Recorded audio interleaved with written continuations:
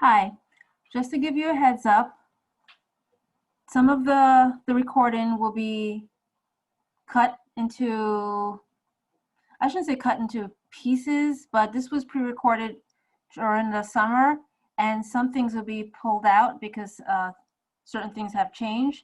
So if you see like any jump with the timestamp, don't need to worry about it. All right, so I'm going to start the lesson. Before we start on to our next lesson, we're going to do a recap of lesson 2, which was order of operations.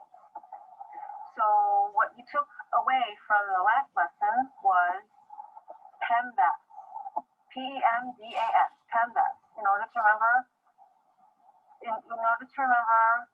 when you're doing order of operations. So P is for parentheses. Let me put that over here. E is not for expression, it's for exponent. M is for multiplication. D is for division. A is for addition. And then S is for subtraction. PEMDAS. So let's do a practice. We have an example. And using the order of operation, we're going to solve this. So the first thing I see is parentheses. So I'm going to work with that first. And let me see if I choose. So choose another color for that, blue. So then I will have 2 squared. And I just bring down the other numbers in operation. Now, this isn't parentheses, but there's an exponent, so I'm going to work with that one. So exponent, this will give me 4. Then plus 6 divided by 2. So the next thing would be division. Mistakes happen where, okay, you see something like this and you do this first. You add these 2 and then you divide it. You need to do division first, then you add. So this one will give me 3, and then I just add it up and I get 7 as my answer. If you were to do it the other way, not following the order, you would have gotten 5 as an answer, and that's not correct. And if you were to put this into the calculator would give you 7 as an answer. So that means you're doing something wrong with the order of operation if you got 5. All right, so I'm just going to jump ahead to where we need to be. All right. Bear with me. Oops. Hopefully. So this leads us to our next lesson, which is interpreting graphs. And the objective is, how do we interpret graphs and represent relations as sets of ordered pairs, tables, mappings, and graphs? All right. So, coordinate system. Coordinate system is the intersection of 2 number lines, a horizontal x, which is x, and a vertical y axis. So you have the x and the y, they intersect at the origin, and the origin is 0, 0, and they form this coordinate system. You got this grid where you're going to plot your points. You've seen this before, so this shouldn't be anything new to you. So we know the y-axis is called the vertical axis. The horizontal is called the x-axis. The point that is plotted on the graph is in an ordered pair. And an ordered pair would be x and y. This graphing part, the graph lines is the coordinate system or coordinate plane. And we already know this is the origin where the 2 lines intersect. So as already stated, point is the location on the graph represented by an ordered pair. An ordered pair is a set of numbers or coordinates written in the form x, y. X comes before y, just like in the alphabet. And in order to remember, horizontal is x. Think of the ground. Think of x marks the spot. That's where you find the treasure. And where would you find the treasure? On the ground. So you need to dig it to find it. And then y is vertical. Sky ends with the letter Y. You look up to see the sky. So it's vertical. between x and y, that's one way to remember it. All right, the x-coordinate, we already talked about it, the horizontal placement of a point. The y-coordinate is the vertical placement of the point. The relation is a set of ordered pairs. So you will have one ordered pair. When you have more than one, like you have 2, 3, 4, 5, etc., it's going to be called a relation. And a relation can be represented by mapping, by graphing, or by putting on a table. Mapping. Most of you might not know what mapping means. Mapping, you think what mapping on a graph, you look at something on a map. No. In this sense, it's a representation showing how each element of the domain is paired with an element in a range. Domain is a set of x coordinates of the ordered pair, and range is a set of y coordinates of the ordered pair.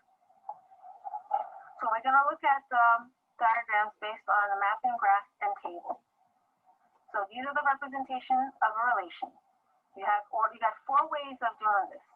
You can write in an ordered pair where it's x, y, your coordinates. You have the table, which you have your x column and your y column. You put all the x values and you put all the y values. And then you have a graph where you plot those points. Or mapping. This is what mapping looks like. Basically, you have your domain and your range in their own little bubble. And then you put all the x values in the domain bubble, and then you put all the y coordinates in the range bubble. And then these arrows represent their connection. So you see 1, 2 as the order pair, so that 1, the arrow goes to 2. And -2 to 4, 0 to -3. That's mapping. Your mapping, you could do it as an oval, you could do it as a square, you could do it as a circle, but as long as you distinguish between your domain, your x values, and your y values, and then you have the arrows pointing to the order pairs, the ones that connect to each other, then you should be fine. Below, it says, what are the ordered pairs for this mapping? So we have our domain, we have our range, and then we're going to write it as an ordered pair, which is this form. So we see that -2 goes to 4, -1 goes to 4 also, 0 goes to 6, 1 goes to 8, and 2 goes to 8. So if I were to write it in an ordered pair, that's how you write it. And make sure you have your parentheses when you do an ordered pair.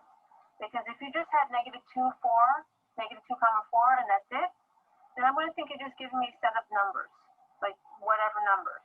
And I won't even know that they're ordered pair. So be precise. If it's ordered pair, you need those parentheses. It needs to be in that form. All right, so we're going to do an example. It says represent the following relation as a table, graph, and mapping. All right, so the first one, we are going to do a table. So I'm going to have my x and y, and I'm going to write my ordered pairs in the table. So I have 2 is my x coordinate, and then my 5 is my y, and the next one, -2 and 3. Got 5 as my x, 2 is the y, and then -1, -2. Okay, so I did the table. Now from there, I'm going to plot those points on the graph. So that's another way of representing the relation. So 1, 2, 3, 4, 5, 2, 5, -2, 3. I got 5, 3, 4, 5, -2, and -1, -2.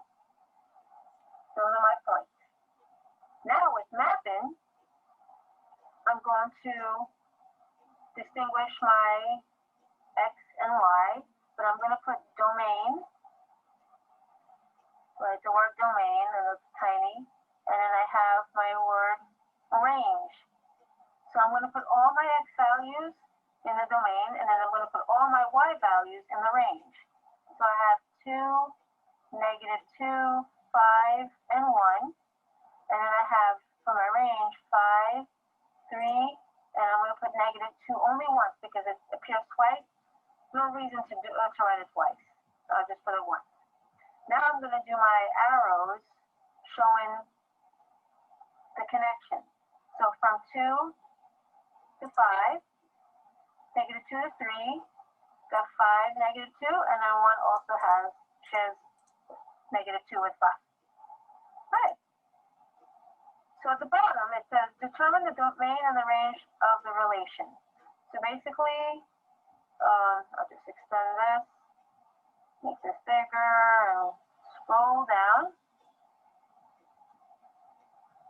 So I'm just basically writing out, select. So I'm just writing out what my domains are.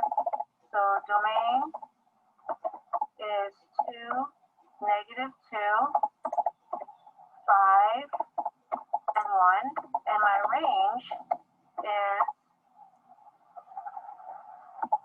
5, 3, and negative 2.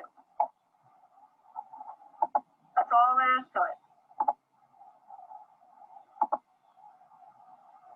Right, so